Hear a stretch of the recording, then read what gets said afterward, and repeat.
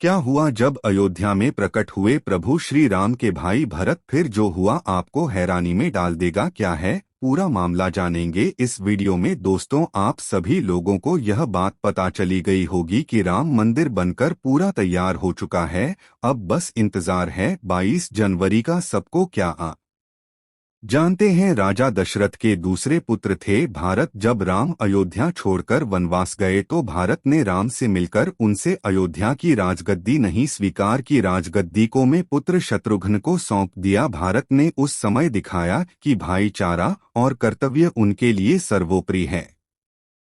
भगवान राम अयोध्या के राजा दशरथ के पुत्र थे, धर्म और न्याय के प्रतीक थे। उनका वनवास जीवन की परीक्षा का समय बना। सीता, लक्ष्मण और हनुमान के साथ राम ने राक्षस राजा रावण के खिलाफ धर्म की रक्षा के लिए युद्ध किया। उनकी विजय धर्म की जीत को प्रतिष्ठित करती है। और मित्रों, आपको पता है कि राम मंदिर में कितने किलो का घंटा चढ़ाया जाएगा? चलिए हम आपको बताते हैं। बताया जा रहा है कि मंदिर में चढ़ने वाले घंटे का आजकल लगभग 100 किलो है। और वही मंदिर के दरवाजे कोई आम दरवाजे नहीं है, बल्कि सोने की धातुओं से बनवाए गए हैं। चलिए अब बात करते हैं। मंदिर में लगाई जाने वाली अगरबत्ती की लंबाई करीब 108 फीट है। मंदिर में लगातार कई चमत्कार देखने को मिल रहे हैं, लेकिन इन सभी चमत्कारों को जानने से पहले अगर आप सच्चे राम भक्त हैं तो कमेंट बॉक्स में जय श्री राम जरूर लिख दें। और ऐसी ही वीडियो को देखने हमारे चैनल को सब्सक्राइब जरूर कर लें।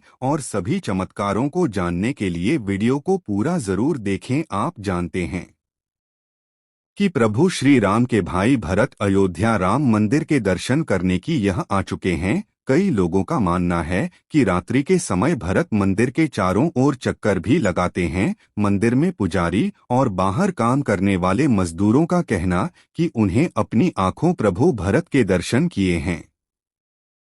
और आप जानते हैं उन चमत्कारों के बारे में। हनुमान जी का प्रकट होना, गिद्धों के झुंड, भालुओं का झुंड, नारों का झुंड और नागों का विशाल झुंड देखने को मिल रहा है। 22 जनवरी 2024 को राम मंदिर की प्राण प्रतिष्ठा होने वाली है और इसका सभी अयोध्यावासी काफी समय से इंतजार भी कर रहे हैं। आज की इस वीडियो पर बीते कुछ दिनों में अयोध्या से ऐसी ऐसी घटनाएं सामने आ रही है जिनमें कहा जा रहा है कि गिद्धों के झुंड देखने को मिल रहे हैं, बंदरों के झुंड देखने को मिल रहे हैं। ये बातें शुरुआत में तो अफवाह ही लगी थी, हमें भी अफवाह ही लगी थी। लेकिन जब हमने इसकी रिसर्च की तो पाया कि कई में ये घटनाएं सत्य है, जिसको लेकर वन विभाग भी अलर्ट हो का है।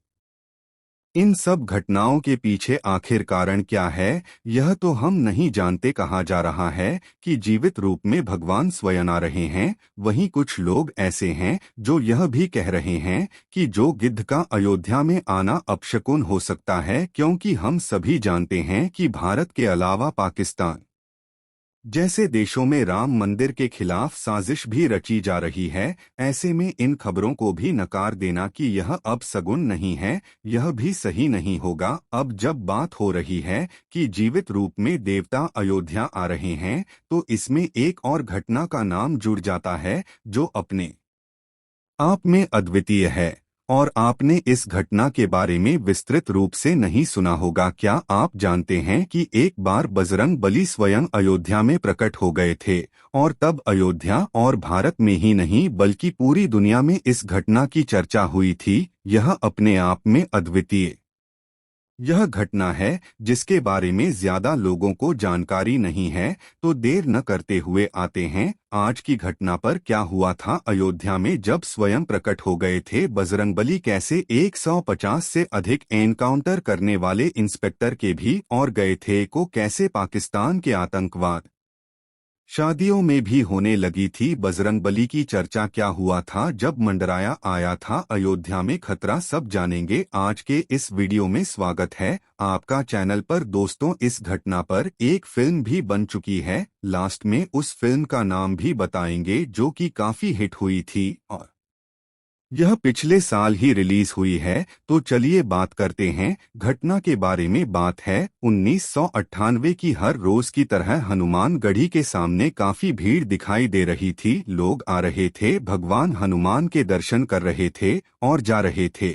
लेकिन तभी हनुमानगढ़ी वाली गली में एक जीप पुलिस को खड़ी हुई मिलती है। पुलिस को शुरुआत में तो यह लगता है कि शायद कोई व्यक्ति दर्शन करने आया होगा और इसीलिए वह जीप खड़ी करके अंदर चला गया है, तो शायद वह वापस आएगा। लेकिन 1 घंटा गुजरता है, 2 घंटे गुजरते हैं, लेकिन फिर भी उस जीप को लेने कोई नहीं आता। 2 घंटे बाद पुलिस उस जी को लेकर थाने चली जाती है और फिर उस जेब की तलाशी की जाती है। उस जीप में एक मोटर प्राप्त होता है। यह मोटर था जिससे पानी निकलता है। आमतौर पर इसे टुल्लू भी कहा जाता है। उस मोटर को खोला जाता है तो मोटर के अंदर कुछ बुरा जैसा पाउडर जैसा मिलता है। पुलिस कुछ समझ नहीं पाती है और तुरंत ही एसटीएफ को बुलाया जाता है। उस समय एसटीएफ टीम को लीड कर रहे थे इंस्पेक्टर अविनाश मिश्रा। अविनाश मिश्रा की पोस्टिंग 1982 में हुई थी और 1985 तक से 2019 तक वह एसटीएफ में कार्यरत रहे। इनके नाम 150 एनकाउंटर भी है। अविनाश मिश्रा जैसे ही पहुंचते हैं और देखते हैं, वह तुरंत बताते हैं कि यह तो RDX है। एसटीएफ टीम को यह समझते देर नहीं लगती है कि RDX अब पूरी अयोध्या में फैल चुका है। तुरंत ही पूरी अयोध्या को अलर्ट किया जाता है और पूरी अयोध्या में 1 घंटे के अंदर ही 8 जगहों पर 8 एक जब्त किया जाता है। यह अपने आप में काफी हैरान करने वाली घटना थी। यानी आतंकवादियों की साजिश थी कि पूरी अयोध्या को एक बार में ही नष्ट कर दिया जाए। क्योंकि यह जीप हनुमानगढ़ी के पास पाई गई थी, तो पूरी उम्मीद थी कि हनुमानगढ़ी में भी कहीं न कहीं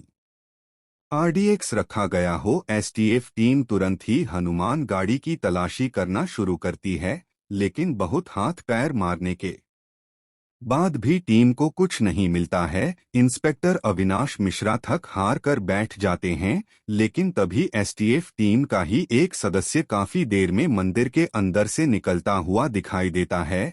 लेकिन यह सदस्य कभी एसटीएफ टीम में रहा ही नहीं था। अविनाश मिश्रा जैसे ही उस शख्स को आवाज देते हैं, वह व्यक्ति भागने लगे है। यह व्यक्ति पूरी तरह एसटीएफ दस्ते के ही यूनिफॉर्म में था। तुरंत ही टीम उसे दौड़ाकर पकड़ती है और यह समझते देर नहीं लगती कि यह कोई आतंकवादी ही है। जैसे ही उस आतंकवादी को पकड़ा जाता है, वह आतंकवादी हंसने लगता है और हंसते हंसते कहता है, अरे तुम कुछ नहीं कर सकते हैं। मैंने अब हनुमान घाटी के अंदर टाइम बाउंड लगा दिया है। और घड़ी देखते हुए वह कहता है, अब तो सिर्फ 1 मिनट बचे, जाओ जो करना है कर दो। तुरंत इंस्पेक्टर अविनाश मिश्रा हनुमानगढ़ी के अंदर की तरफ भागते हैं। एसटीएफ टीम ने हनुमान का कोना कोना छान मारा, लेकिन कुछ भी नहीं मिला। अब मुश्किल से 20 से 30 सेकंड का वक्त बचा होगा।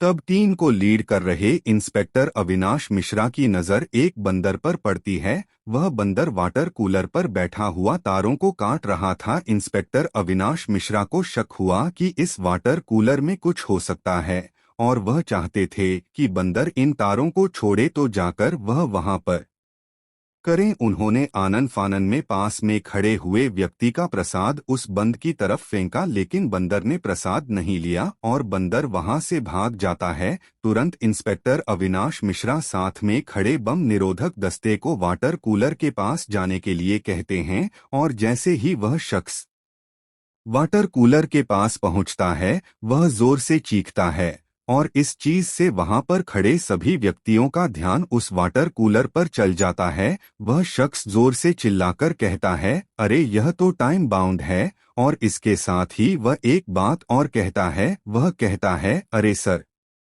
यह तो 3 सेकंड पर रुक चुका है। अविनाश मिश्रा को यह समझते देर नहीं लगती कि वह बंदर जिन तारों को काट रहा था, वह तार इस टाइम बाउंड के ही थे। अविनाश मिश्रा उस बंदर को ढूंढने के लिए दौड़ने लगते हैं और तभी ढूंढते हुए अविनाश मिश्रा की नज़र हनुमानगढ़ी के शिखर पर जाती है, जहां पर एक बंदर मंदिर पर लगे कलश को सहला रहा था। पूरी टीम यह समझ जाती है कि छोटे वार्नर के रूप में स्वयं साक्षात बजरंग बली ही हनुमानगढ़ी को बचाने के लिए आए हैं। सभी थी के सदस्य भगवान हनुमान के आगे दंडवत प्रणाम करते हैं। इंस्पेक्टर अविनाश मिश्रा सहित सभी टीम के सदस्यों के आंखों से आंसू बह रहे थे, हाथ जोड़े हुए थे और अपने आप को वे भाग्यशाली समझ रहे थे कि आज उन्हें साक्षात हनुमान जी के दर्शन प्राप्त हुए हैं। और थोड़ी ही देर में छोटा वार्नर आंखों की दृष्टि से ओझल हो जाता है।